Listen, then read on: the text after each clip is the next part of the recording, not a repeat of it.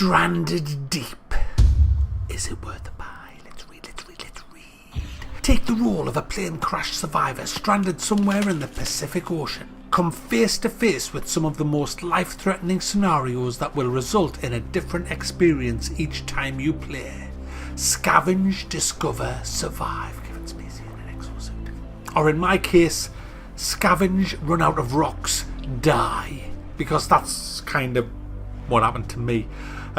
Yes, you're a survivor of a plane wreck. You're the only person on board the plane, but you might be a billionaire or something. It might be your own private jet. Who knows?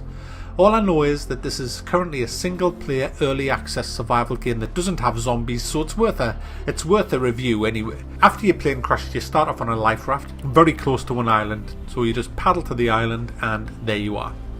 Now, once you're on this island, you can choose to set up a base there, or you can just scavenge the island and move to another island. There are islands dotted all over the place, and you can use your life raft to get between them.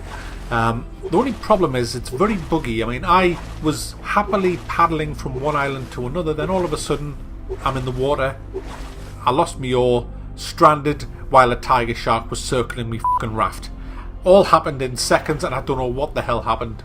I didn't press anything, it just kind of decided it was going to throw me out of the life raft. So you're going to get bugs. The actual crafting system I don't like. It's kind of like Tommy Cooper. You throw everything in the floor and go and then it makes something. It's ridiculous. Why you can't just have a bigger backpack and combine stuff on you and then make it like in every other survival game ever? Why the developers gone for this crazy, stupid system, I have no idea. It breaks so much immersion when you just see these floating things just come together and appear without any hands touching them. It's bullshit, essentially, and really needs fixing because it's stupid. If you want to make an axe, you throw twine on the floor, you throw sticks on the floor and rocks on the floor, and then go, and then it magically appears as a hammer or an axe. Cooking fish is even worse. Cooking fish, the fish levitates as you hold your right mouse button down to move things, and then you hold this levitating fish in the flames until you hear the ding, the microwave ding, to tell you that it's cooked. Yeah, I'm hoping these are just placeholders. I really do, because you can't take a game seriously that does that. Let's be honest. And it's a shame because this game looks terrific. It looks really nice. The graphics are nice, the atmosphere is nice. You feel like you're on a desert island. I mean, watching the sunrise and set, it's awesome. Building your own little camp is awesome.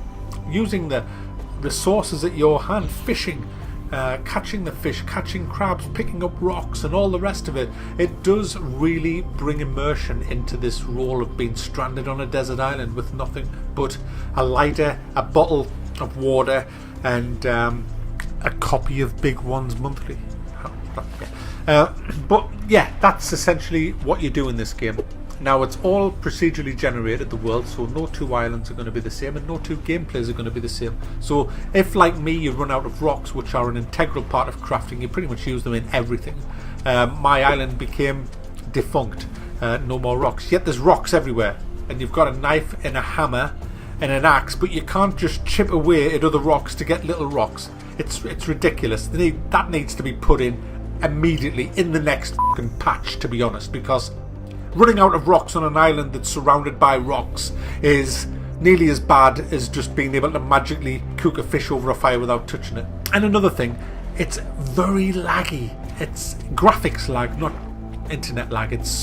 I had to turn everything right down on an Intel 3.4 gig with a GTX 770. I had to turn everything down and it's still laggy. It has a FOV slider, which is nice, but the graphics felt very laggy. It didn't feel right, it didn't feel optimized properly, which it probably isn't.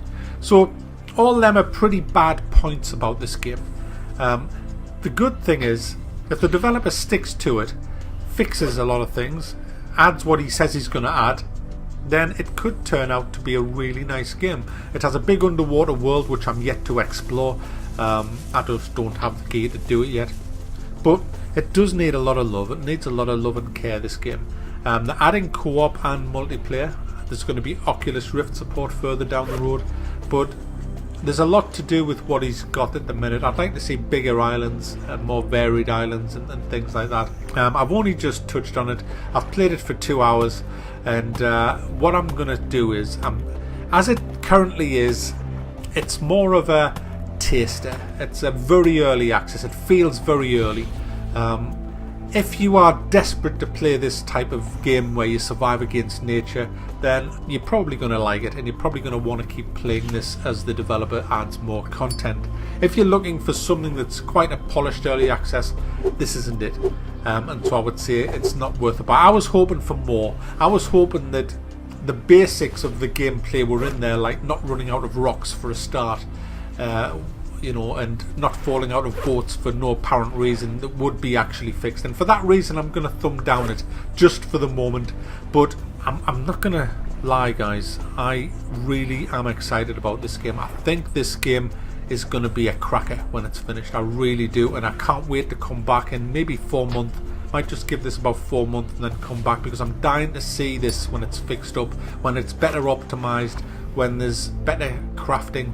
4 to 6 months I'll come back and have a look. So if you're after something that you're looking to support and get your teeth into, because this is the dream game for you, it's worth a buy. If, like me, you were looking for something a little bit more playable, then I have to say, in its current form, it's not worth a buy, but it's certainly one to watch.